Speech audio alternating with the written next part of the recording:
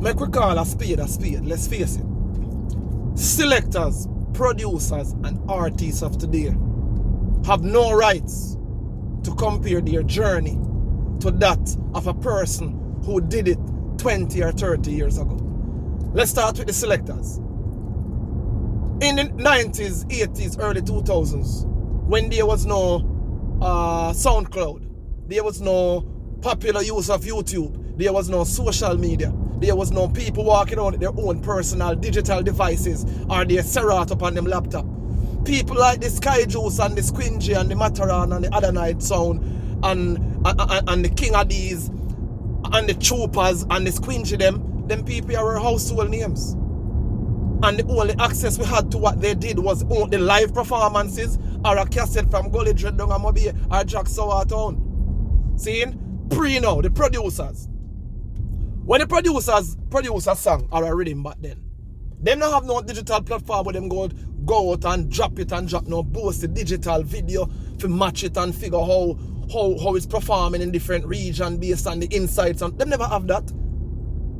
Artists in the 80s and the 90s and early 2000s who did well, they had to do audition. Them couldn't just walk in a studio and sing anything they want to sing and feel like them an artist. No. An artist go up on the street side, them friend record with a video, never go in a recording booth, never perform for your audience, don't know what's a chord, don't know what's a 4 count, don't know what's a 8 count, and them go viral and bust and make millions and call themselves the bad artists. Seeing? And those older guys, the industry was built on their backs. They were like slaves. They gained actually nothing from doing this. They paved the way for us.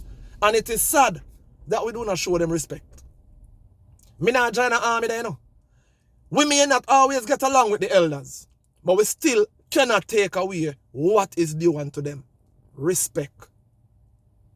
Respect is due unto them. They paved the way and made it possible for us to do it today. So if you're a sound man listening this, a young producer, a young artist, understand say your journey cannot be compared to the people before you. And that is reality. This is no makeup and no rum talk and no junk talk. Cannot be compared. So dare not compare your journey to that of a person who did the same thing you're doing today as an artist, producer, or a selector 20 or 30 years ago. Seeing what we need to do is show gratitude and move forward.